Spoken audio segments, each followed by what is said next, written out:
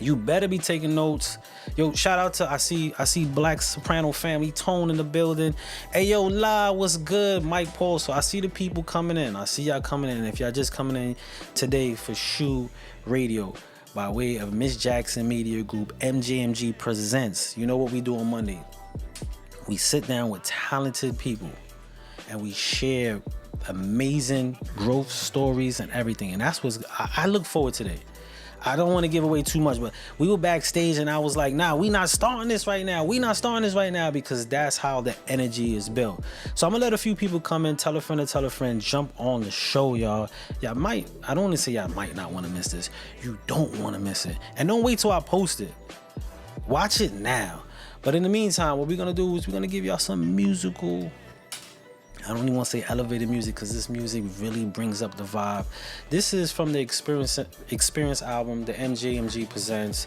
This song is called Emeralds. Check it out. We'll be right back with our guest. And I'm going to do a formal introduction, y'all. Formal introduction. I probably won't even do it justice, the amount of work and accolades and skill set that these individuals have. But I'm going to try my best. So work with me, y'all. But here's Emeralds and we'll be right back.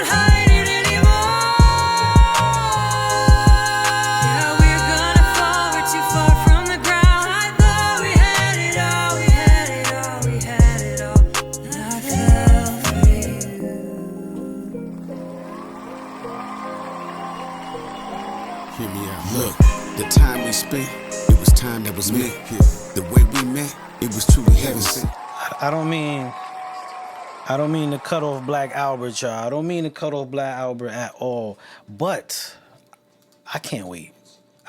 And time is money. We know time is money, and I don't want to waste nobody's money. So we not wasting nobody's time. With that being said, shout out to everybody that's jumping on. I know you guys are here to see a dope show, get some insight, and learn something. That's what we do. We do entertainment and education. We merge it all together and have fun, right? So I know you're here to see these wonderful people.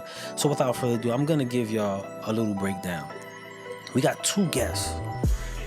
And Miss Jackson said we dubbing tonight Ladies Night, but I think Ladies Night, this is like ladies empowerment night. Like the people that we have in there are not just, they're just not average ladies. They're putting in a lot more work than a lot of individuals I see daily. So we're gonna give them their just due. We got Naima in the building from Naima Consultation. I mean, we talking public relations. I never saw someone promote crisis and reputation management. A lot of y'all needed that song. So get your pens together, because I see it, all right? And then we also have Lady Savage, and a lot of y'all might know from the whole, I mean, the amount of, I thought I host a lot of shows. Man, I can't keep up. Matter of fact, I'm slacking. I gotta step my game up, and that's very motivational for a creative. So we're gonna introduce our two guests right now. Again, we have Lady Savage and we have Naima in the building. And let's give a round of applause to our guests, y'all. Hey, how are y'all doing back there? Oh man, doing great. So I was trying to match as much energy as your accolades give, and I still feel like I fell short, but I tried my hardest, and I know those on know it as well. Before we get into it, could we get a brief little where you from? You know, what is it you do from your word of mouth, and then we could get right into the guts of it all. So, Naima, could you please introduce yourself, and then we'll run down to Lady Savage. Okay. So I am Naima Baptista, and I am from Oakland, California. Okay. And I have a marketing and public relations agency. And I also am into tech. So what I do, what I'm trying to focus on more right now is the public relations for entertainment, authors. I have something going on with the city of San Francisco as well. So that's what I do. Nice. Okay, and we're gonna dive into that a little bit further. And Lady Savage. Yes. Could you give us a break? Because I know it all. I could be like, yo, VA in the building. I could do this, but let me calm down and let y'all shine, because this is about y'all today. Man. All right, so I am Lady Savage. I am from Richmond, Virginia. I was actually a military brat, so I grew up somewhat everywhere, but my whole family's from Richmond. When I graduated high school, I moved here permanently, so I've been here permanently since 2005, but was always here pretty much throughout my life. I've been in some part of the entertainment field since high school. One of my best friends was actually one of the last DJs to be on Rap City The Basement, DJ INC. And he had a show on Norfolk State radio station, and I was basically his work from home co-host on his radio show. I used to call him like every day. And now it's crazy, because now it's a complete, it's like a 180 and a 360, because it went from me calling into his station to request a song to me having my own radio show and playing that song and calling him, telling him I was doing it. But then it was also kind of I started here and now I'm kind of right back here, just in a different position. So I do have my own radio show called Savage Soundtrack, which is Monday through Friday, 4 to 7 on RVA Boombox. It's the website and the app, and it's an actual venue. I also have a podcast. Well, I have my own podcast called The Green Room, where I interview artists and other people from the entertainment industry. I am a panelist on a podcast called Spike Punch. And then I guest star occasionally on another podcast called Go Crazy. I am one of the GMs of RVA Rap Elite, which is a local hip hop competition. And I am the co-host of Southpaw Battle Coalition, which is a battle rap competition. I'm the booking coordinator for Go Live Radio, which is another radio show that showcases artists and focuses on their freestyles. It's an interview and a freestyle. I also do photography, videography, and content creation for First Priority Entertainment. So I'm basically their shooter. So I go to their events and stuff and do their photos, videos, and then put the content and stuff together, do their promotions. You just took all my money. You said, matter of fact, I'm about to walk off and you interview Naima. Like, what am I doing here? Like, what am I doing here? And this is what I mean. Everybody that's viewing on the app as well on Instagram. When I mentioned, this room tonight is full of energy and power. I didn't mean to cut you off because I know it got some more. So my bad. I think that's it. That's it. Yeah, I do some talent management, so like artists, kind of a little bit of publicists, a little bit of management from time to time for artists too. So brand ambassadors stuff. So yeah. so I got a question, and I got one for you too. I got this question for Naima.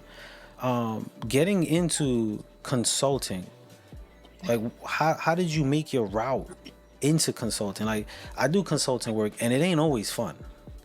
Clients is knuckleheads, they know it all. Like, you know what I'm saying? So I could imagine, especially in male dominated markets, because I don't want to say you're only in that market, but in male dominated markets, I bump heads a lot. How did you get there, and how do you manage in that space? So I was in corporate America for the last 20 years, and I decided that I wanted to step out on my own, right? Because when you're in corporate America, people tell you your worth. You have to follow their guidelines and their instructions. And for someone like me, who's a creative and who thinks outside the box, I needed to be able to be in my own lane and just work how I do. And so I've been an entrepreneur, had my agency actually for the last almost 2 years. And it is definitely male dominated, but I always knew that I was meant to work for myself and just be where I'm at. Consulting is not easy. Public relations is not easy. People think it's all about going to parties and just having fun. But public relations, media relations, and marketing are the power trio that fuels a brand success, right? Each playing its own role to build trust, drive relevance, and to keep you ahead of the competition out there. And so for me, having this, I wanted the freedom also to be able to just move how I move. And I love people, right? And I wanted to pick and choose who I deal with. So that's how I got into just having my own agency. It is definitely not easy. Being a woman, being a Black woman, on top of that, we are not looked at as we're knowledgeable, right?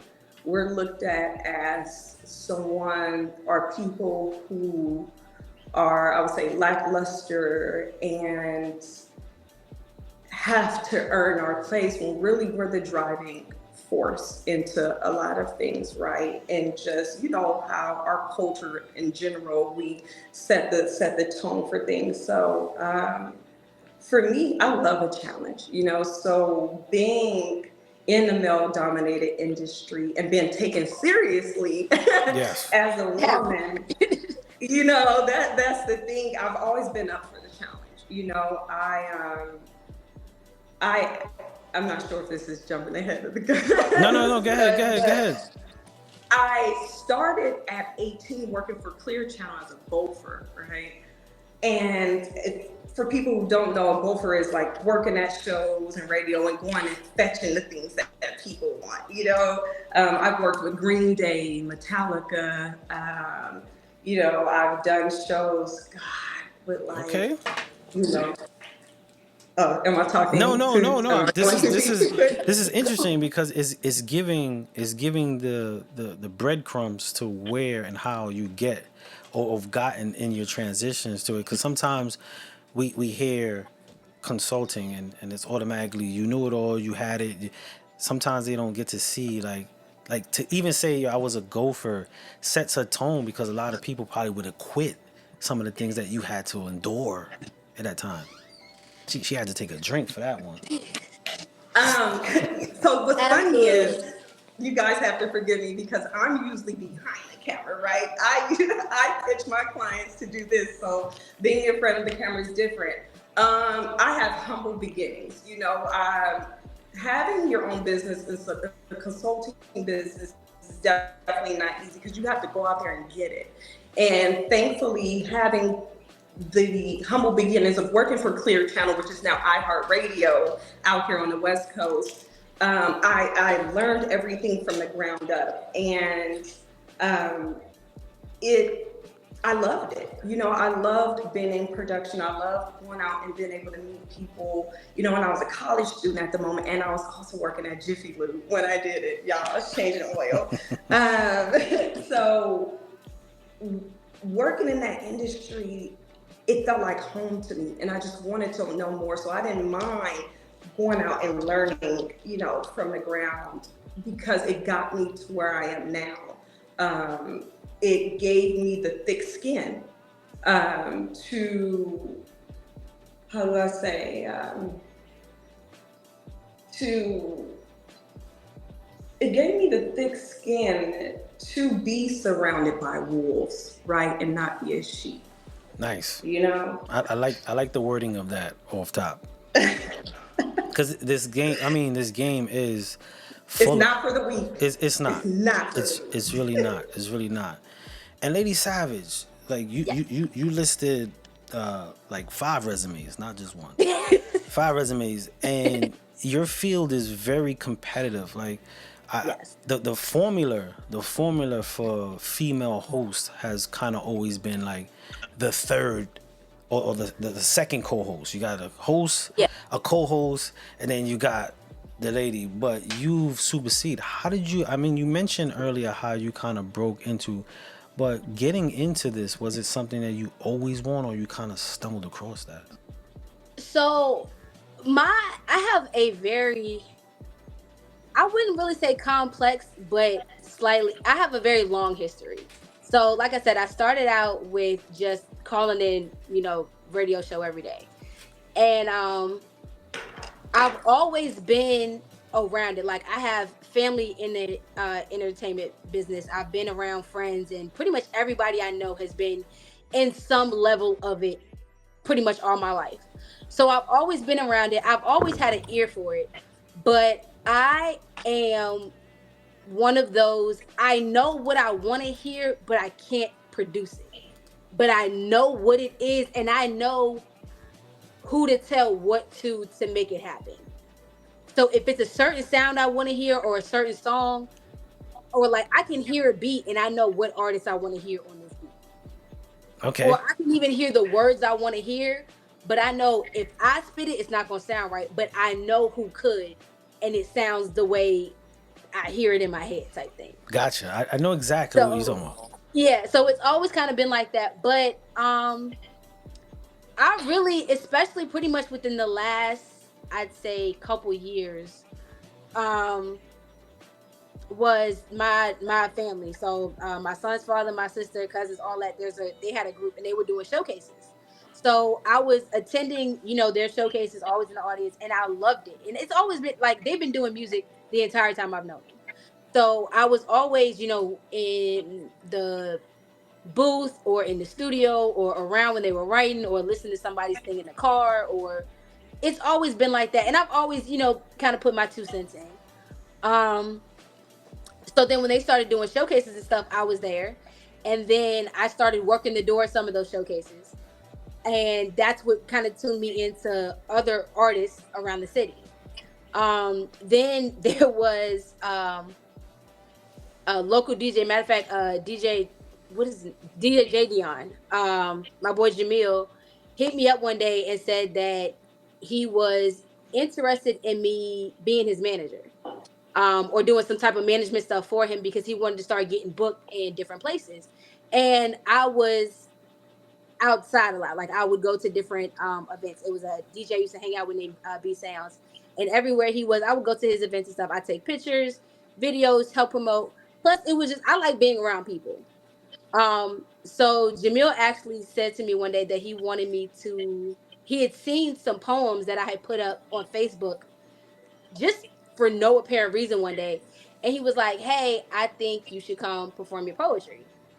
and he had just started an open mic, and I went out there and was set. I had never performed my poetry before. Like, I had written it and like maybe three people had heard it, but I had never really performed it before. So I got out there, and I remember the person that went in front of me was Special K, and she absolutely killed her performance. And I was like, I'm not going after her. And I went to actually get my purse to try to leave, and my purse was behind the DJ booth, so I couldn't. And then my name got announced, so then I had to perform. But everybody really liked my piece, so I started going about it that way. And Jamil asked me to perform at a Black Unity Day event. And when I got there, it was some people had been missing, some DJs were having issues. He was like, "Hey, I've got to do a whole bunch of stuff. I need you to host," and put a mic in my hand. And I was like, okay. Wow, you got thrown in the pit. Sure. And it kind of saved me too, because the piece that I normally perform was not a family friendly piece, and it was a family friendly event. So I was like, oh, so it kind of saved me. And then while I was there, I can't for the life of me, I'm sorry, I can't remember who it was, but somebody came up and asked me if I host events. And I'm like, I mean, I never have before. I literally just like got thrown in this. And they were like, oh, you should. And then between that and other artists I knew just from being around, I actually threw my own showcase called It's a Vibe. And I loved doing that, had a ball with it. I was still going around with B Sounds, doing his promotions and just basically just being support, going where he was going. And I started working at the radio station that he was co-owner of at the time.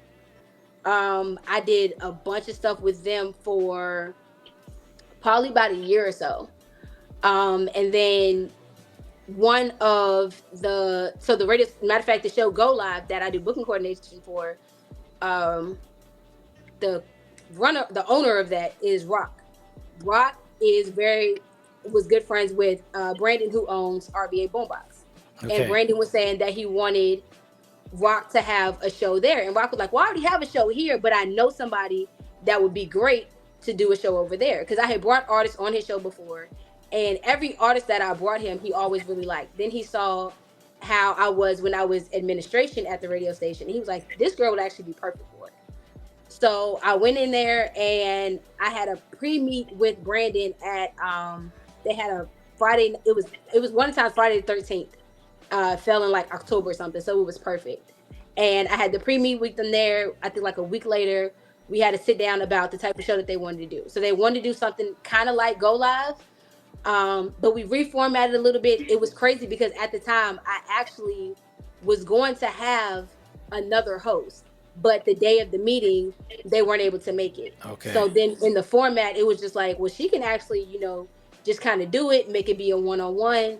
And that's how I ended up doing the green room. Same thing. It ended up Rock wanted me as a guest star on his show Spike Punch one day.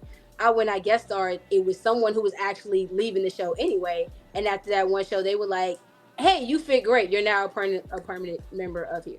I was like, oh, okay. The transitions. Yeah. And then one of my first interviews I did on the green room was Radio B, and it was for his show Flag on the Moon.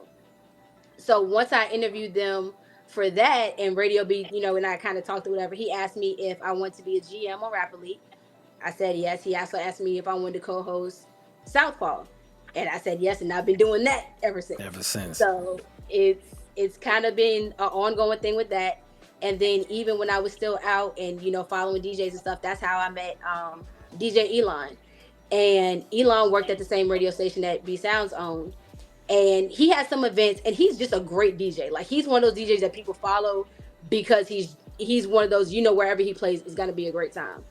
And I was going to some events because I knew he was another good one.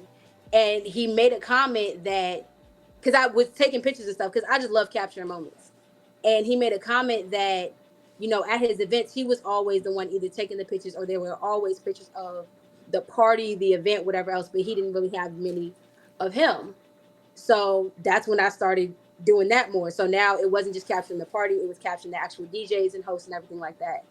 And I did that for a couple months. And then Montana, who is actually one of the co-owners of First Priority, hit me one day. He was like, "Hey," because I named myself the visual with the visuals. It was just because I was doing I was stuff. gonna ask about that. Yeah, so I was doing stuff in front of the camera because I've got these podcasts and these, hosting things. And then I was doing stuff behind the camera too because I'm starting to take pictures and stuff. So I gave myself that name. And Montana hit me one day and he was like, "Hey, I need to hire the visual with the visuals. Like, you need to be here." And I've been with First Priority ever since. So all their events and stuff, I go, I take the pictures, the videos, I put their content and stuff together, make their reels. So I see it. yeah. What I'm gonna do? I see Naima got kicked off for a second. Yeah. So we're gonna go into this C Titus song, Mural. I know this is a client of Naima's as well. So we're gonna go into this and we're gonna see if we could do some tech work and bring Naima right back, and we're gonna get right back with this set, y'all. So shout out to everybody that's jumping on Booker O, I see you, Even Muse. Shout out to Mid Coast, I see you. Shout out to everybody that's on. Hope you're having a good night. Check this out and we'll be right back.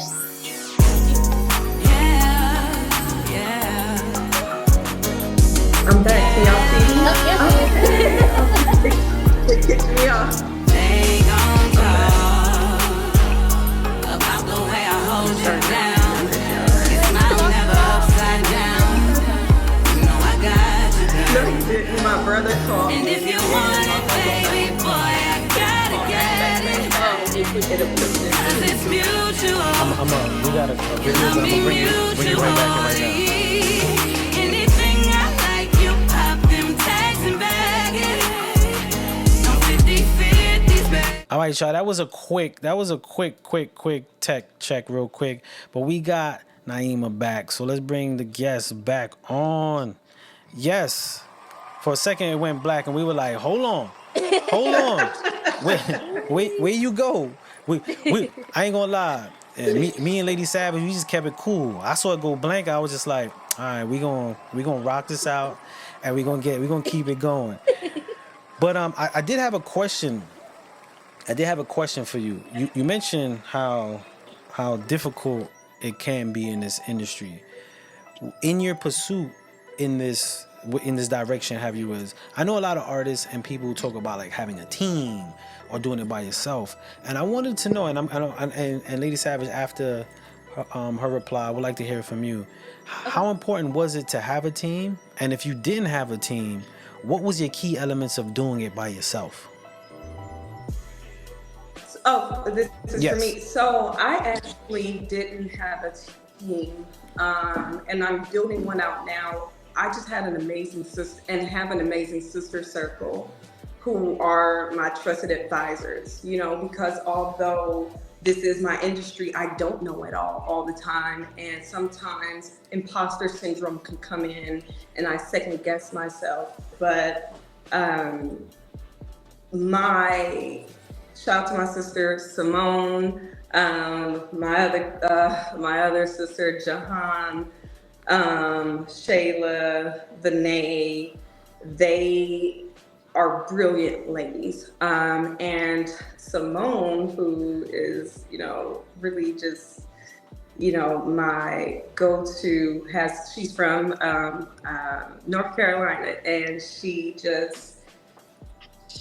has just been in the industry herself, made it very easy. Everyone needs a team. I'm gonna say this because you can't do it by yourself. I found that through doing this by myself, it was more trials and errors than necessary, instead of going to people who I know I could trust and who are knowledgeable in this. But a team ensures your success, right?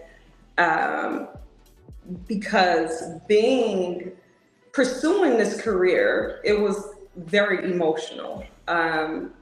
Because at times I know, especially being a lady, and having to, one, be soft enough to still be feminine, but hard enough to not be taken as a joke. There were nights where I didn't know if I could do this, if I should do it, and just consulting with my circle It just gave me roots and grounded me. But what was the second? What was the second part of your No, question? that was it. I was asking, if you didn't have a team, what were some of the elements that help you do it on your own? And you mentioned the elements of working with your team and how important that was. I couldn't do it on my own.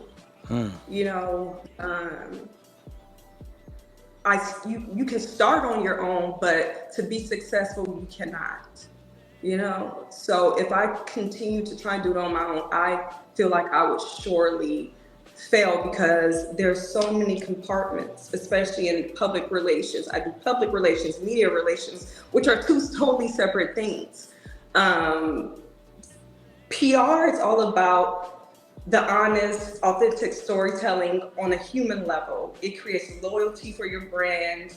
And media relations is not about just throwing a press release at journalists, right? And hoping for the best. It's about creating real relationships with media insiders who will tell your story with credibility and impact. And media can make you or break you. Yep. So knowing the difference and having been able to connect with the people and also have those relationships in media, they're just different. Like, thank God, and going back to Clear Channel, being a gopher, it took me I'm 41. So it took me a lot of years to build the relationships that I have, both personally and in media, and have that respect on my name,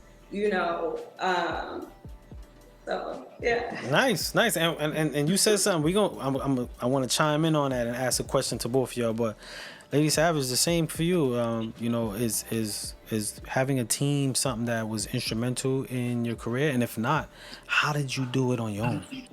So I didn't have a team. I've been doing the majority of this dolo, but what I've been doing basically is being part of other teams. So I've joined certain teams and been an added asset to those. So whether I remained there or not, it was still some level of that. But in doing that, I was able to build myself as a brand.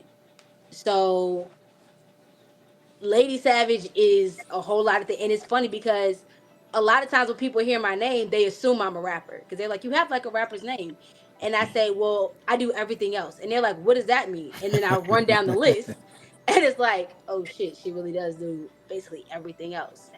So it works well for me because I'm able to move as freely as I need to. So if I want to go to 3 different events in one night, that's perfectly fine because I don't have to worry about whether everybody's going to be able to make it, everybody's going to be able to line up, meet there, anything like that. I can just show up. And then with the skill set that I have and the tools that I have and the amount of things I can do, I can operate independently. I can do like a whole podcast by myself. I can, shoot it, do the interview, edit, post, all that. I can do that on my own. I would love to have a team, but I haven't been able to build a solid one yet. But the ones that I've been a part of have definitely been very helpful, especially the ones that I am still a part of. But I think especially because I always move with the best of intentions. So my name gets to a lot of people because it is Lady and it is Savage, but a lot of times it depends on the artist. So there are some rappers that can't stand me because they think I'm the meanest person alive. Then there are some artists that love me and make sure I have everything that drops and call me when they need whatever. But it just depends on the type of relationship that we have, and honestly, just I'm not even gonna say your skill level, but a combination of your skill level and just whether I like you or not. Fair enough. So there are going to be, and I think one of the hardest things for artists to really grasp or wrap their head around is not everybody is going to like your music, and that's okay. Yes. Even your friends and family, there may be some that don't like your music. Yeah. Not necessarily it's bad, it's just not their taste. So for me, I love drill music. Not everybody does. Yeah. There are certain types of music that I just they're good. I can, I can appreciate the artistry behind it, but it's just not something I want to listen to. That doesn't make it right, wrong, bad, great. It just means it's not for me. And I think artists get twisted in thinking that if I don't like it, it's because I'm a hater. Like, I can not like your stuff and not be a hater. I just don't like it. Like it. Yeah. And then there are the ones that feel like, oh, well, because we're friends, because we're family, you're supposed to like it, you're supposed to promote it and support it. That's really not my job. And one of the hardest things I think for me when it comes to artists to not only get across to them, and it's one of the reasons why people kind of, the artists that harp on the savage part will get on me for being a little mean, is because some people's support of you is not promoting you. Yes. Is not Yes. playing, is not getting those numbers up, is not getting those views up, because it doesn't need it. Because this isn't your lane. This isn't something you need to do. You either need to tweak it or you just need to do something else. Yep. Appreciate the art, appreciate others that do it, or make it and keep it to yourself. That's true. But this isn't something that the masses need. And some people need to hear that. And unfortunately, with the way support is defined nowadays, it's if you don't, like, comment, share, subscribe, put this in all of your stories, then you're a hater and you're not supporting me. And when I blow up, fuck you. Yeah. Like, and it doesn't have to be that way. Yeah. It really doesn't. Like, it's some things that just, I either just don't necessarily, they're not my taste, or somebody just needs to tell you you're not that good. Yeah. And or I just don't like it. yeah, I don't want to. I just don't like it. It's not my thing. yeah. And that's okay.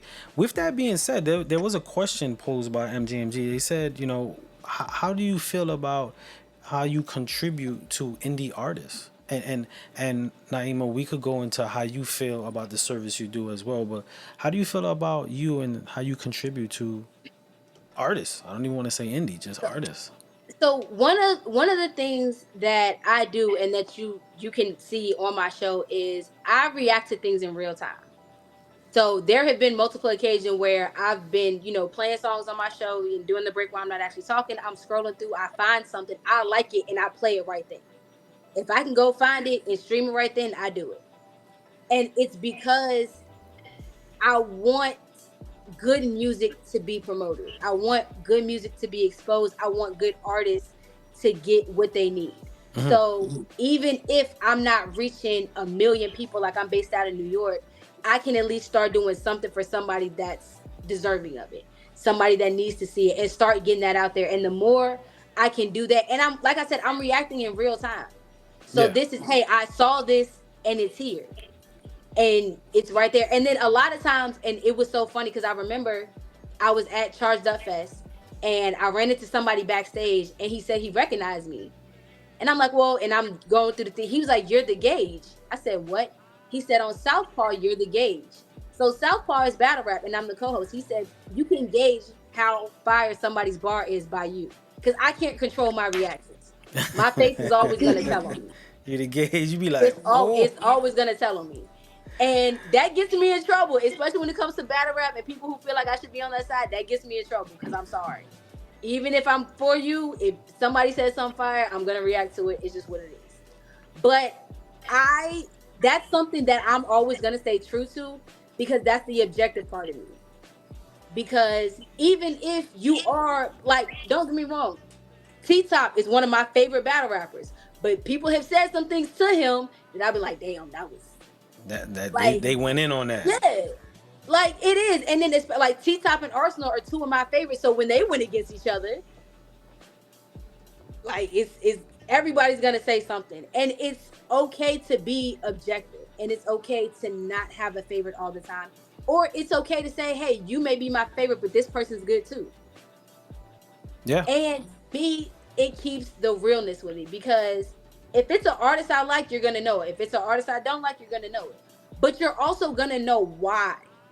Like, it's not gonna be, oh, I don't like you and you don't know why. No, I'm going to tell you. And normally I'm gonna try to be nice about it. I may say, I can't keep up with your cadence, or your subject matter is just a little off or whatever. But if you keep going, then You the could lady point out transfers something. to the savage, and now Yeah. I gotta hurt your feelings. But I do my best to keep it objective, and I do my best to tell people my opinion and lend it to them and give them that objective opinion. And then for those that feel like I may be biased for whatever, I'll come to them with more like, hey, this is also the reaction I've gotten from these people, because I promote things. So one thing about it, especially battle rap, I say is my happy place. So like Cam versus Sun, I show everybody that battle. Everybody. Why? Because Cam went off. Like, he did just that. So I show it to everybody. Not because I'm a part of it or, hey, look at me, but because this was a fire battle. Not just because I'm a part of it, but because that's what it was. It was, yeah. And I love Sun to Pete. Sun is one of my favorite. He's normally somebody I root for, but I had to tell him, dude, you got dragged in that battle. I gotta keep it real. And he was one of the ones that appreciated it. He was like, yeah, I did. Like, he knew it, he understood it. And that's the best part, is being able to admit defeat, even though as a battle rapper you're not supposed to. But at the same time, it's being real, like being realistic with yourself. Because I think some people lose themselves in, with everyone saying you're so great, when someone tells you you're not, you don't see it as constructive criticism, you see it as hate, because nobody else on your team is willing to tell you. Because it's not what you want to hear. Yeah. Exactly. Not what you want to hear. We got in the feed, I Am Jackal said that Lady Savage and Naima, you guys got to tap in with him. So I just wanted to make sure we get to that. And for Naima, for you in this field, just kind of like in the same, how do you feel you have affected the landscape for talent with your service? So for me, I don't just deal with entertainment. I'm actually very picky when it comes to that, because because your business is your brand, and you outside of your business is your brand. You gotta be very picky on who you choose to deal with, because your client represents you. People will look at who you're working with and judge you by that. So I have just one artist right now, but I have city contracts, I have Arthurs, ask me the question one more time. No. How do you feel your service has affected the landscape for just individuals? I know you just don't work with artists, and I kind of mentioned just artists, but individuals in a whole, like for even the consultation, how impactful or how much service that entails. And we do have some questions from our viewers I want to get to as well. So depending on who it is, it will determine the service that I give. But I like to work with underdogs a lot, right? Okay. Because I was an underdog, and I will have a vulnerable moment and kind of give my story, if that's okay. Yes, please give some insight to that. So not only am I from Oakland, but I'm from East Oakland, which is considered the hood, right? And I grew up in foster care and group homes. And nothing that I did, sometimes we are thrown as children a disadvantage and a curveball that will shape our future, and that we don't get while we're going through that in the moment. So growing up in a broken foster system, and being told I would never be anything, and being who I am now, I like to go take on the underdog and just give them opportunities that I didn't have,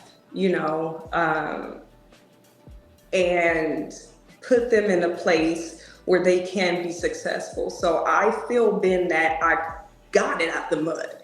I got it out the mud for real, 20 plus years of hard work. I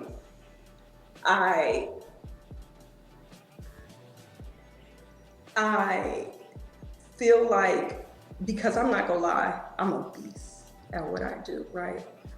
Because going to college, getting the degrees to support my experience, I I I love what I do, right? And so getting the degree, having experience, I I will say that I am very knowledgeable. Because one thing I will say, you don't have to go to college, right, to do this, but you do have to know your you do have to know what it is that you're doing. And so me liking people, me working and having the experience and the degrees to back it, it just put me in the position to give the best of the best. Like my dad calls me a career college student, right? Because I'm always going after certifications and knowing more and being on top of it. So I feel that my clients are at an advantage, because I also get to go in rooms where people like me, that look like you, that look like Lady Savage wouldn't be able to be in. So I just feel like my experience and accompanied again with my knowledge has uh, helped with my business and my clients and people who are looking to come into the business. Because I also have a background. I'm also currently in school for AI software and development. Staying ahead of the game. So I'm not waiting for somebody to tell me how to do it, what to do, or what to do next. I go after it. So Nice. does that answer your question? It sure did, and that leads us into a question that's being asked. I mentioned earlier of like crisis, reputation management, and one of the questions that was posed was, can you give us a scenario of the damage control you have done for they mentioned artists, but as an individual? Confidentiality reasons. Professionalism at its finest, y'all. See, y'all tested and y'all just saw it right there. No, continue. But what I will say is crisis control is where PR steps in like a superhero, right? A well-executed PR strategy doesn't just fix the problem. It can turn a disaster into a moment of growth, showing your brand's authenticity and resilience. You got to be careful on who you choose to bring in your PR, because we're not going to mention certain names, but within what's going on with the industry, that person's PR is having to do so much damage control that I would say is their thing isn't fixable, but with the right person, they can salvage salvage your brand in some cases. Yeah. Some stuff is just out of our hands because people don't understand with PR. I don't work 40 hours a week. I'm pushing 80 to 100 hours a week. I might average in 2 hours of sleep on top of being a mother and having a second job sometimes, because I have to go out there and source my client or they come to me, but all money ain't good money. No, right? You're right about that. So, crisis, again, I can't give out scenarios, but what I will say is crisis control is a big part, because you have to know how to be on like that. You have to know what to say. You have to know how to deal with different energies. And again, different cases and scenarios. So you have to be confident of knowing who you are and knowing what you know, because it's not just protecting the client's brand, it's protecting yours as well. Yeah, very much so. Very much so.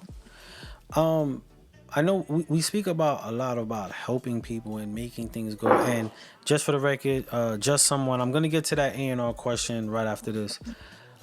Lady Savage, in your journey, was there a moment that you doubted what you wanted to do or hit a hardship that made you like, man, I don't know. And if you did, how did you get out of that? I definitely did. And one of the biggest things is, this is and I'll say just the entertainment field is a very male dominated field. And because of that, the few females that are in it, the competition is just that much worse. So I have had to deal with a lot of different challenges, and I've had to have my alignments be a little different. So whereas before when we were talking about teams, Naima was saying that she had, like her sister circle helped her. Now my sisters, I love my sisters to pieces. They are one of the main reasons I haven't completely just unscrewed my head from my neck yet. But they are no longer really trying to be in this type thing anymore. So one of my sisters used to rap. It's not really her hardcore thing anymore. They used to go outside and stuff. That's not their thing anymore, and that's fine. They still come out and support me, and they still make sure that at home and in my personal, my mental is where it's supposed to be. So even when I have to put on this, this Lady Savage face, out there, they know Lala. So they know, like, they make sure she's good. Gotcha. Now, as far as being out in like the Lady Savage version, that team is actually mostly males. But I have a very small group of males that I trust and that I feel have my best interest at heart, and they've shown it. Because one thing is, they'll tell me the truth, and they'll tell it to me in a very male best friend type way. I get it. You're like my female friends will be like, oh, you're so awesome, you're amazing, that guy just sucks, and they're like, stupid, that wasn't gonna work. Like, why'd you? It's not always that harsh, but they are honest with me. And one of the hardest things being, especially a female in a mostly there, is everyone, well, not everyone, but a vast majority of people, especially when it comes to people that look, females that look like Naeem and I, they're going to assume because you're attracted, that's where you got where you are. It's either because you're cute, Yes. or you slept your way there, or somebody's trying to impress you. And unfortunately, that's the case sometimes, but often it's not. It's not. Yes. And that's the hard part for people to wrap their minds around, is there are some guys that you'll see me out with on a regular basis. I don't want any of them. I don't look at them like that. And if you actually heard the conversations that we had, like, it really is more like a brother-sister type relationship. But that's a hard thing for people to grasp, especially when it's something like the entertainment field, especially when I'm a lot of times one of the few or even the only female that's around, especially when it's just basically anytime somebody has an opinion about anything. But it's always going to be that much harder. And it gets tough sometimes navigating that, because you have to deal with those rumors, you have to deal with those assumptions, and you have to deal with, unfortunately, the people that are like that. Yep. So you'll have people that are attracted to you, and that's why they feel they want to work with you, because they want to try their hand. They want to shoot their shot. Then one of the things that I didn't think would happen, but is more popular and more common than it seems, are the people that are attracted to you because of your work ethic, because of your drive, because of all that. Like, hey, she really is a hard worker. But then that turns into a romantic attraction, and now you can just screw the whole thing up. Talk about it. There you go. It's hard keeping that balance, but it's something that has to be done. And it kind of gets into where you have to draw that hard line, and where you have to become kind of almost mannish a little bit to make sure that that's separate, and to make sure that I'm still getting the respect, the accolades, and what's due to me, not because of an assumption, but because what I'm actually worth, because I'm actually getting what I'm earning. Yep. And what I'm worth, not you're just due entitlement or bestowed because of whatever. Like, I'm working for what I got. Gotcha.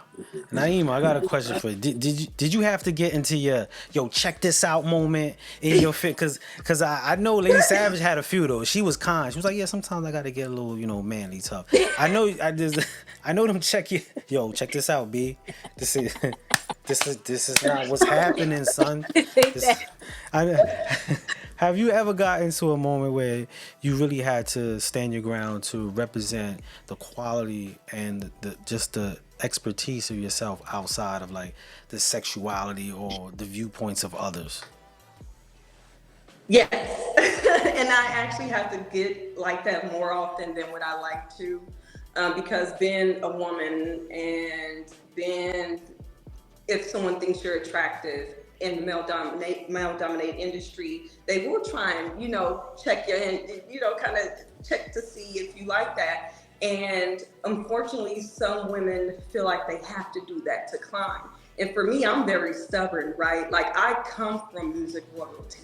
And it's not new to me. Like, my grandfather is Joe Simon, God rest his soul, but he ran with Smokey Robinson, The Temptation. Some of your favorite artists have, I'm not sure if I can say their names over here, but they have sampled my grandfather's music. For instance, So Fresh and So Clean by Outkast. That was sampled by they sampled my grandfather's song. Look at that. Yeah. And why y'all just so humble? Like, I do consulting. Oh, I'm a host of a show. Like, y'all putting in some work, and y'all come from great, worth at the aura that leads y'all into. And I want to take this moment. I'm sorry to interrupt, but I do want to take this moment in our shows. We're in the moment of everyone getting their flowers, right? This is the era, but flowers do die, and on SHU Radio, we like to give out honor, because honor lasts forever. And the work that you are able to do in the fields that you are able to do, and also have the accolades to show what you've done, is super impressive. So I just want to take this time to give y'all your honor, your praise, as well as thanking everybody on the feed as well. I just wanted to take that moment to do that. Earlier, when we were coming on the show, I mentioned how, a lot of times we get stuck to just our service. Lady Savage, yo, play my record, yo, post my joint. Naima, I need help. I want to get some more exposure. And people don't take the time to humanize, the beauty of the people doing the stuff. So I wanted to take that moment to give you both those flowers. I have a question for whoever wants to answer first, right? If you can, with everything that you know now, every single thing that you know, every gem, jewel, and you were able to look back at the younger version of you at any stage in your life, what would you tell the younger you?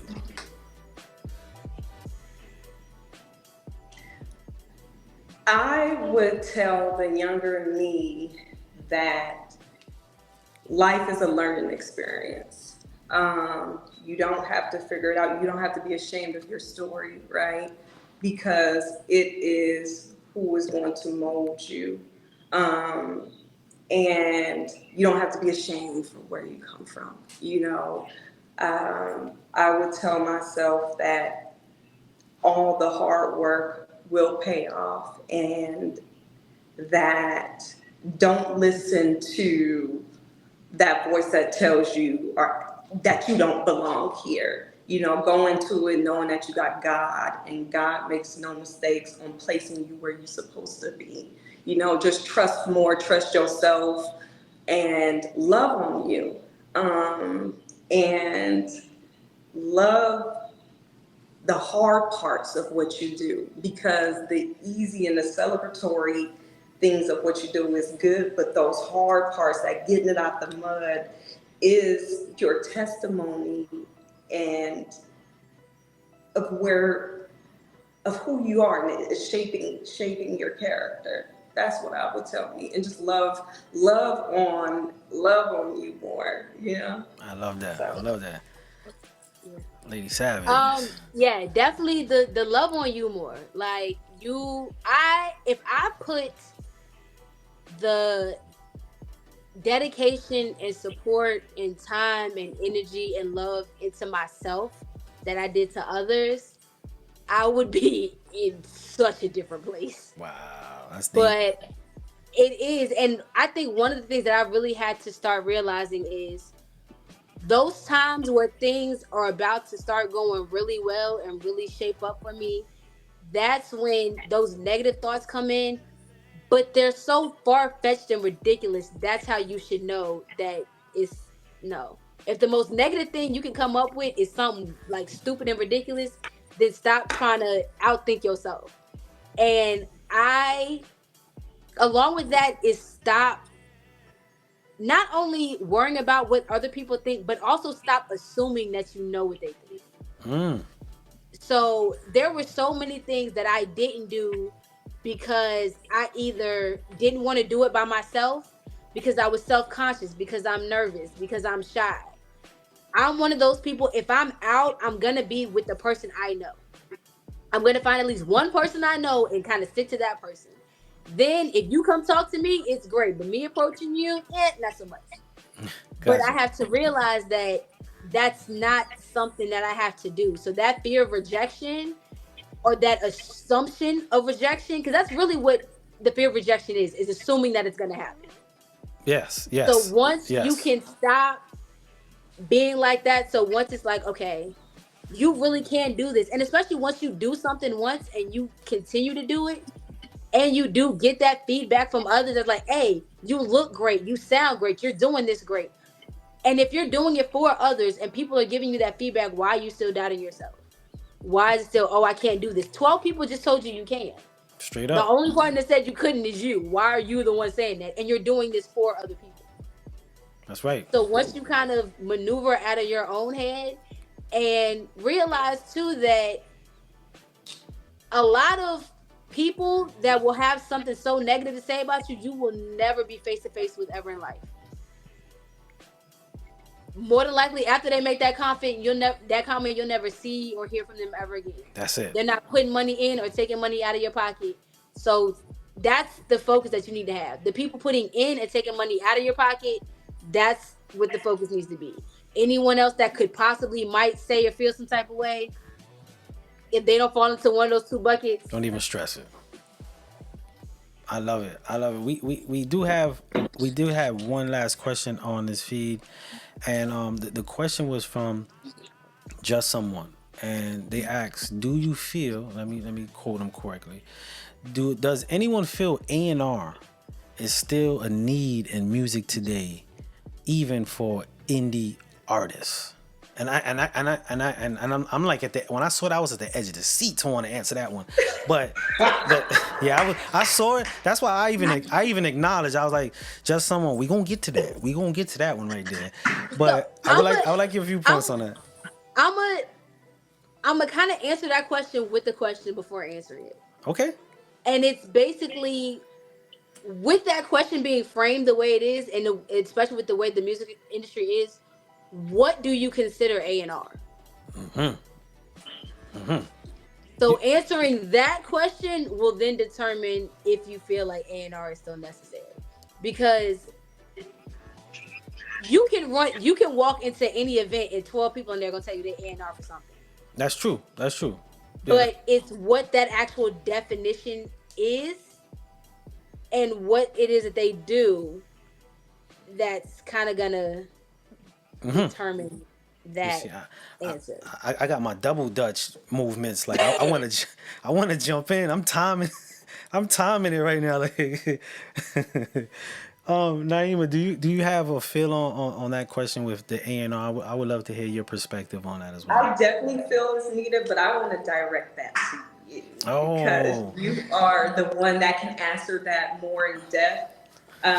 Because for me, I would need you. This is where that team comes in, right? Because what I take your client and I pitch them to the people in their brand, right? Into the media, but you structure them, you guide them.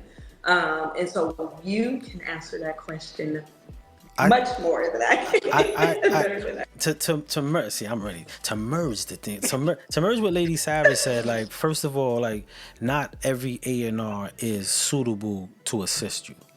And what's commonly known as an A&R, artist and repertoire, I call them the D&R. Like, they're data and representation. It's not artist and repertoire, no, it's just data and representation. But a true essence of A&R is something that will always be needed, and it comes so subtle. Lady Savage said earlier on the show, sometimes I can hear something and I know what's need to be said. That's A&Ring at its finest. When it comes to you genuinely and you could place it. Most A&Rs can't place it nowadays. They look for analytics. They need to be guided into where they could see it. A true A&R, and I always use this phrase, Michael, Prince. When someone first saw Little Michael, when Mike came out looking like he don't belong nowhere in the world, when they saw and heard him, they automatically was like, bing. It wasn't like, yo, how much shows he did, what was his performance. You heard it and then you helped guide it. So yes, I still feel A&R, I think it's even needed much more today than ever. But the problem is, can those A&Rs do the work? And that's what bothers me, because a lot of them, and I'm friends with a lot of them, and they hate me for it. They can't do the work. They don't know how to do the work, and they don't want to do the work. And that's the bad problem. So yes, I answered that. I was so because I wanted to piss some A&Rs off so bad. Yeah. I wanted to piss them off. So I'm a follow that up, and I'm a brag on myself a little bit. So there is, and what's crazy is the show is actually tomorrow. Shout out my girl Anna. My girl Anna has a show called Last Artist Standing, which is basically a competition. So we start with, it's 3 rounds. So you go from 10 to like 5 to 2 to get the winner, right? So she has that, and then it's another woman with the name Lilith that has a unplugged segment, but they do it at the same spot. They alternate Tuesdays. So I went in there one Tuesday just for the unplugged event, and I saw this girl named Hannah, and she floored me. I was like, yo, this girl is really, really good. She came back the next Tuesday. It was actually part of the competition, and I was one of the judges. And when she finished, I told her, I said, you are amazing. I said, you need to be on Rapidly because you really need to be out here. And Rapidly signups, matter of fact, the draft was the next day. So the signups had been up for the longest. The draft was that Wednesday. And I told her right there, I got on the mic and told her right then, I said, if you sign up for Rapidly, I will draft you. And the Rapidly draft was the next day, and she did sign up, and we had our draft, and I think like the second pick, and I drafted her. Nice. Granted, there were veterans in there. There was a vet that had returned that was everyone's favorite that we knew pretty much was going to win, and he did. But one, I kept my word because I told her if she did it, I was going to support her and I was going to do it. And I meant it. Like, I really was going to draft her that early anyway because I felt like she was just that good. And I think some people really need that push. So they do. There are plenty of people that'll be like, oh, you're good. I would love to hear some more of your music. But when you actually push people and give them a deadline, a time frame, and especially a quick one, and she did sign up, I did draft her, and she got out there, she killed her performance. She did amazing. And it made me feel better because it was a proud moment for me because I took a chance and she proved me right. There you go. She proved me right. And also I saw how she was like, okay, this is the second time this person said this to me. So when someone else is really feeding into you like that, and it's someone you don't know, I'd never met that girl before. I literally had only seen her perform. But I could tell just how great she was and how much is in there. I'm like, no, you need to do this. So I'm the one, and the artists that I really walk with, they'll tell you, I'm going to put a foot in your ass. I'm going to be on you. I'm going to call you. I'm going to text you. I'm going to call you out on my show. I do it all the time. I was just standing in the parking lot the other night with my boy Dizzy wanted getting on him again. Because he's one of the greatest artists I know, but I just need him to have some more push in him. And he knows I'm going to stick my foot down his throat every time. But it's because I know how good you are. So I always tell people, my violence comes from a place of love. Violence. I'm going to bust you in your head, but listen, it's for your own good. Exactly. Like, I'm going to talk trash to you. I'm going to be on you. I'm going to run down on you. And it's what it is. But it works. Like, it's the Savage effect. It ends up working. I had somebody that was in Rapidly that was choking, and I had to stick my foot down his throat, and he went and won 2 hoodies. There you go. Listen, so, get it together. Yeah, like we gotta get on them sometimes. So. We got one more question, and this question is asked to Lady Savage. They said, "What's your favorite album right now?" And it better be The Experience. That is the full comment with laughing face emojis. So it better be The Experience. So I just want to make knowledge to that real quick. So I am going to answer this question. My favorite album that I had premiered on Savage Soundtrack was The Experience. Oh, that's dope. It was the first one I did for New Music Monday, and I absolutely love it. And y'all, and if you listen to my show, you know I still play that album. Yes. JR's, I swear, is one of my favorite singers in the world. I love him so much. That 3 a.m. That 3 a.m. and the what is it? Can't, the other one. It's both of them. Yeah. Love them. Wasted Time. That's not on there, but yeah. And I love that album because it turned me on to other people. So it turned me on to Yogi Calhoun. It turned me on to, I cannot pronounce her name, but the girl that made the song Pressure. I love that song. Mabu? Yes. I always feel like I'm gonna say her name wrong. Yeah, Mabu. Yeah. It's cool. I gotta take some credit. I executive produced that joint. You know what I'm saying? Yes, you do. I got some accolades too. I'm trying to hang out, not y'all. the shameless plug. I know, right? I'm trying to hang out. Like I'm in good space. What they say when you know who you are when you're with your company. Yeah. So I'm in good space, y'all. So I have what's crazy is right now I have a favorite song. So right now one of my favorite songs is the Go Crazy remix by Obi-Wan and Symphonist. Oh, dope. That I love that song so much. My favorite album right now is a tie between Ross Skrilla the Scheme and Fresco Van Gogh. What's it called? Something in Noir. But those are my ties right now. Those are my ties right now. But honorable mention still to this day is gonna be Trig. Trig's Arthur Ashe Boulevard is that's your joint right there. A classic. When I tell you that is a classic album. I love everything about it. I have the actual CD. It's in my car right now. I got the t-shirt. I love everything. That is going to forever be a classic album, period, but especially a classic Richmond RVA 804, the R, whatever it is you want to call it. Trig's Arthur Ashe Boulevard, classic album. There we go. Classic album. Naima, I know you work with one artist, so he better be the one you say is your favorite artist. But right now, if you got a favorite artist right now, who's your favorite artist out there right now? So right now it is, you guys, it is C. Titus, and his song is called Mutual.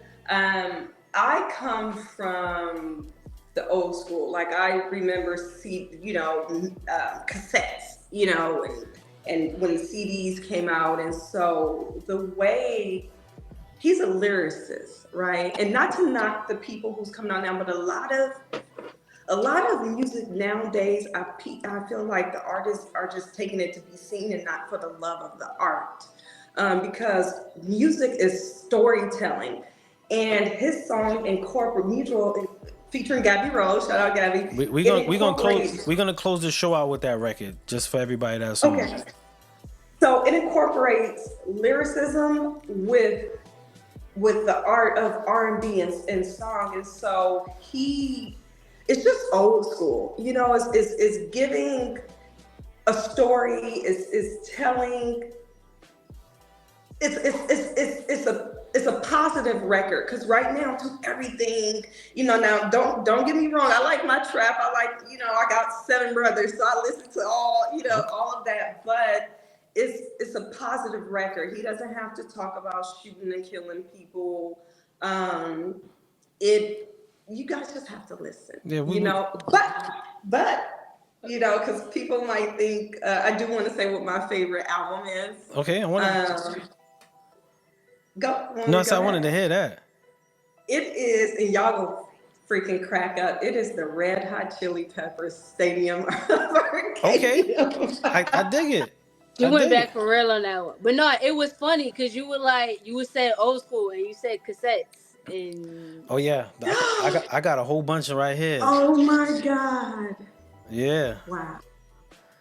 Yeah, I come from That that was an time. error, I y'all. come For from the those of you who time don't know. sticking the And it's tissue not in the look. side to record over some trash tapes. I've been I Oh did man, can you I, let's I see did it? that. Look at But that what's joint. crazy is I had been saying for the long. I was like, I still have CNC Music Factory, which is what this case is.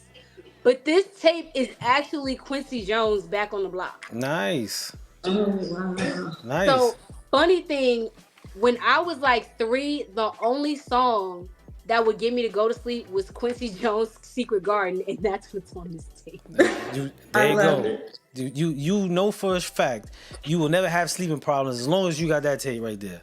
As long as I got As this. long as you, Shout out Quincy Jones. Oh if man. anybody wants to catch up with y'all, want to get consulting or be a guest on the show or submit music, what's the best way for everybody out there to reach out to you and make contact and network? For me, Instagram is always gonna be the easiest thing. Lady Savage 804 is my main page. That one is definitely the easiest way to get in contact with me.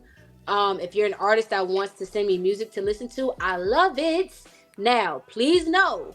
Now, normally the artists that send me music, if I know you, you already know the This type of reaction you're gonna get from me.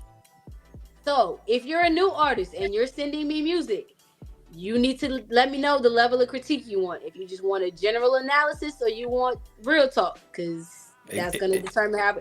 But I love when artists send me music. I especially love when I can find a new song or something I love, or when I can be like, hey, I need that. Like one thing, and Miss Jackson, she's still on, you can tell you.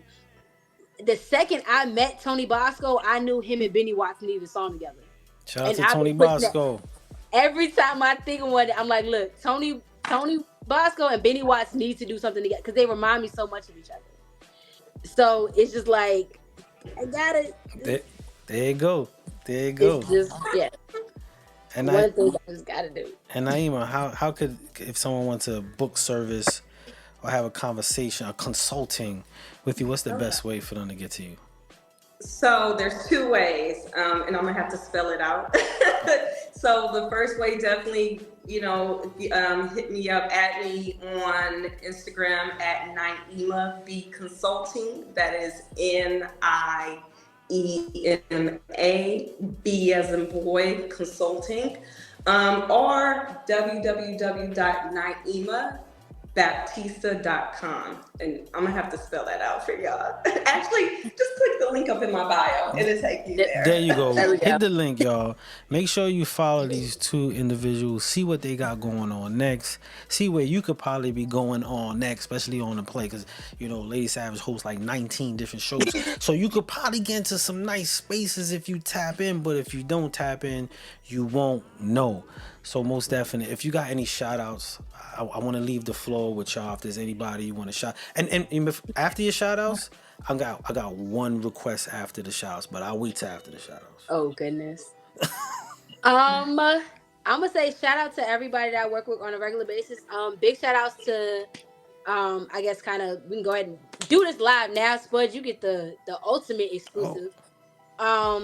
My show Ladies Night at the Boombox is going to be this Saturday, December 7th. And my first 3 artists I already have locked in. I got Big Jazz, B.A. Crenshaw, and Different. So I got more artists coming on the way. I'm actually trying to get it's these 2 people that got a song called 95 that I'm gonna see if they can come down and do it. okay. But I gotta talk to them first. But See, I like the name of that so record. I know, right? It's a hot joint. You should listen to it. I'm gonna check that out. I'm gonna check that joint out. Oh, but yeah, other than that, just a RVA Boombox, tune in Monday through Friday, Southpaw, Rap Elite, all that. Tune in. And Naima, the floor is yours. Oh, so I for see me, you had put up a finger on, so I just want to acknowledge the finger. You can't leave the finger out there, like. okay. So I saw the finger go. What I wanted to say real quick, and you guys, I just, again, this is new for me, been in front of the camera, and I just took down some notes. I wanted to tell people the difference. I wanted to let people know that marketing generates sales and awareness, while PR builds the foundation that keeps the people coming back. And together, this trio opens the doors for new markets, opportunities, and investors, you know. But I want to big shout out to Phenomenal Concierge. That is PHENOMENAL_concierge, CONCIERGE.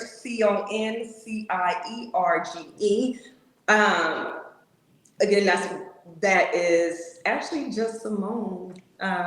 She is a big part of my sister circle who helped just build who I am now. Add them on Instagram. They got some big things coming up like ASAP. I want to shout out C Titus. Go follow him at C Titus Music on Instagram. And then I have a client, my client Mariel.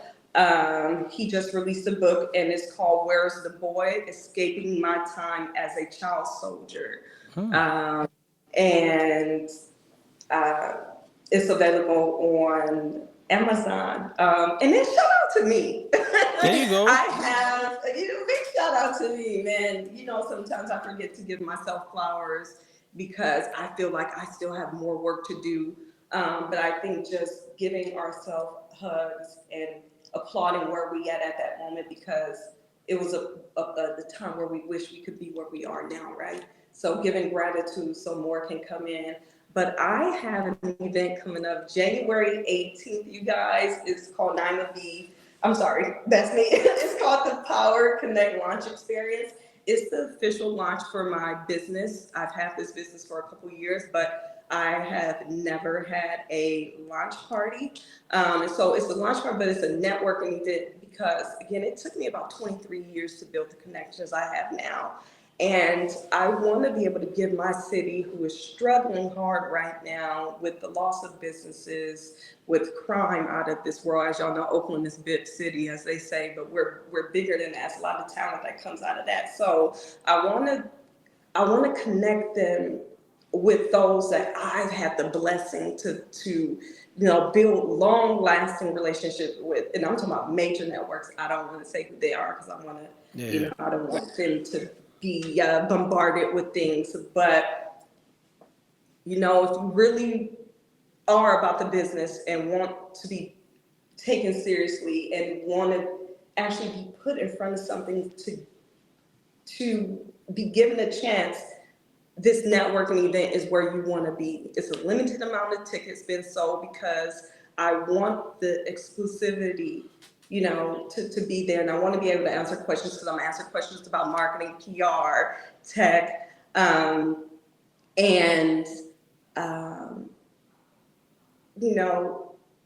it's just and again, it's just going to be a dope event because it's dressed to impress. So if you come, you got to be dressed or you will be turned away. Again, this is about protecting my brand. So I don't care about the money. I want you to be presentable. I want you to come and pitch your business, talk to me. And, you got to dress to impress because you don't get a second chance to make a first impression. Yeah. Nice. So I said I was going to ask one last thing for you, both of you. And the reason why I'm going to ask is recently throughout the show, I mean, we have a lot of women on the show, but we had Nasia Bella on, who is a young artist, and she made a comment, and usually she pops on because it's bedtime. So she pops on and she says, "Hey guys, all right, I gotta go." Sometimes before I curse, I gotta kick off the live, like, "Bella, get off the live." But she jumped on. And what I want to ask the both of you, for those young ladies who, as young men, we have many different advice and people to look up to, and the both of you are most definitely great outlines to follow. But if you can speak to those young souls out there, could you just give them one word of advice before we close this night? And that's all I ask, because coming from the both of you, I know it could be very impactful. Well, one, also I'm gonna give advice as a mother of daughters, and been in the business having to get it. Don't sell yourself short. and don't put yourself at risk. You know, there's going to be people who don't like you. There's going to be people that try to get you to do things you don't want to do and make you feel like if you don't do this, you won't get it. Work hard, you know, and work smart. And if it's meant to be, because God has the ultimate say at the end, then it will be. But just protect yourself, protect your energy, and just get it the right way, you know, and believe in yourself. Yeah. I love that. For me, I'm gonna give actually what seems to be a little bit opposite sometimes, and it's just really being smarter and not assuming things. So not assuming every guy is out to mess with you, and not assuming every girl is a girl's girl. So that's like, there are times that I have some people that I trust. There are some guys that I trust more than some females, just in whatever business. So it's not even putting necessarily that gender scope on it. It's just look at people as people. So not assuming because you're a guy that you're gonna try to hit on me. Like, no, just look at this as a coworker. Just look at somebody to talk to, somebody to network with. Not whether it's gonna be a romantic aspect, and not assuming every business relationship has to be permanent or has to be long term. And I think one of the biggest ones, and it's the hardest lesson to learn and the longest lesson to learn, is to put it savagely, the difference between loyalty and stupidity. Wow, that's clean cut. Like, straight up. Is you can be loyal to a fault, and then you have to realize the difference between being loyal to someone and being stuck in a situation you feel like you can't get out of.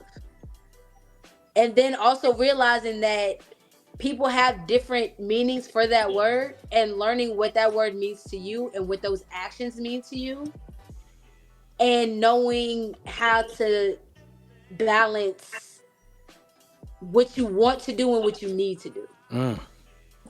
Thank you both. First of all, thank you both for coming on the show, sharing so much energy. The feed was going on. Naima had she got a moderator on there. Just someone they put all the tags, all the Instagrams, they on it. So I do have something to say, because I've heard of Naja Bella and I've seen her. Hey, she's fire. She is the next big thing. So if you don't know who she is, check her out. She's coming. You know, she reminds me of a Remy Ma with her lyrics. You know, just really coming and just giving it. And I'm so excited. Yeah, same here. Most definitely a talent to be on the lookout for. Again, thank you so much for coming on the show. I got so much. It was a breath of fresh air to have a conversation. And I know our viewers, shout out to our viewers watching it on Apple TV. I know that you guys out there probably had world of comments and questions, but nonetheless, your viewership is most definitely appreciated. So thank you. I hope you both have a beautiful night and keep trailblazing. I'm watching, and I know y'all got some new people that's going to be watching. So keep doing your thing because it's an amazing show. And one more time, a round of applause. Oh, yeah, the fingers up. Hold on. Fingers up. You got to. No fingers shall get ignored, yo. Yo, I'm so sorry. Can you tell I'm relaxed now? I do want to say, if you are looking for consulting services, I do not hit up. You got to book it on the website. Please do not try to get all of the answers. Some things I will answer in DM, some won't. I've worked very, very hard to gain the knowledge that I do. And so what do they say? The game is to be sold, not told, right? Right. So book your consultation with me through my website. I love it. There you go. And that's one to grow on. You know, that's one to grow on. Thank you again. You have a beautiful night, the both of you. I look forward to seeing what's in store. All right. Have a good one. Thank you, guys. All right. Shout out to everybody on SHU Radio that's been hanging out. Thank you guys for hanging out. It was an amazing show, very great energy. Like promised, we are gonna go into, I keep saying mural, but it's mutual. I don't know why. I don't even know why I see an R in there and all that, right? But it's mutual. C Titus. We're gonna close on it with that. But I do want to give one last word to everybody that's on. Whether you're a creative, an artist, just work a 9 to 5, whatever it is you do, whatever you on, look at everything in its range, right? In its range. And what I mean by looking by it in its range, we spoke a lot about friendship. We spoke a lot about, being in male-dominated settings. Sometimes your sister ain't your sister, and sometimes that dude is your best friend, and yada, yada, yada, yada. But when you're in any field, understand the ranges of where that lands for you, because a friend doesn't minimize a friend because they can't help you, but they might be limited or in a range or where their friendship is here. The moment you take any range and give it more than when it's placed is when we get into that place of disappointment. So know the ranges in your life, whatever the range is, your work friends, your real friends, professional relationships. Understand that range and where they are and meet them there. Don't give them the world of expectations or give them the world of range that they cannot fulfill, because you will only be disappointed. And I want to leave with that. I think just to muster up everything that we got today, very powerful conversation. I love seeing people in general. I don't want to even limit it to females or see the sisters, just people in general. It's beautiful to see people in general pushing the envelope, pushing the passion, and helping those along the way. So shout out to them. Like promised, we're going to go into this C Titus featuring Gabby Road. Mutual, not mural. I said mural earlier. Mutual, and I cut the video short, but like promised, we're gonna go back into that. So you have a good night. Check us out every Monday, 9:30 for SHU Radio, where we sit down, we have collectives of people, and we talk and we build and we have that conversation. Wednesday nights, A&R desk, 9:30. For the person who asks the A&R, we do A&R work live right to your phone. We have people submit and we go into live actions. And on Sundays, check us out for Dungeon Talk. Dungeon Talk is where we bring the living room conversation and we just invite you. Have a good night, y'all. Be safe, keep creative, and again, know your worth. This is C Titus featuring Gabby Rose. Mutual. Yeah, have a good night, y'all.